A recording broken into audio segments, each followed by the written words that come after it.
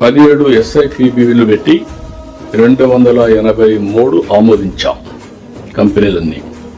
23 లక్షల కోట్ల రూపాయల MOUలు సైన్ చేశాం. ఇవి పూర్తయితే మేము ఇచ్చిన హామీ 20 లక్షలు, 24 లక్షలు వీటితోనే ఉద్యోగాలు వస్తాయి. ఇంకా రాను పెట్టుబడులు నిరంతరం వచ్చే పరిస్థితి వస్తుంది. గ్రీన్ ఎనర్జీ, డేటా సెంటర్స్ చిరునామాగా ఆంధ్రప్రదేశ్ తయారైంది. మొన్నటి వరకు ఈ రెండు పేర్లు మనం వినలేదు. గ్రీన్ ఎనర్జీ అనే మాట వినలేదు. ఇప్పుడు గ్రీన్ హైడ్రోజన్కి వెళ్ళిపోయే పరిస్థితికి వచ్చాం. నేను ఏదైతే గ్రీన్ హైడ్రోజన్ వ్యాలీగా చేస్తా ఉన్నామో ఆ దిశగా ముందుకు పోయే పరిస్థితికి వచ్చాం. ఇంకొక పక్క డేటా సెంటర్స్, AI, క్వాంటమ్, ఇవన్నీ రియాలిటీ. ఇవన్నీ కూడా ఇప్పుడు దానికి చిరునామాగా మనం తయారు చేసే పరిస్థితికి వచ్చాం.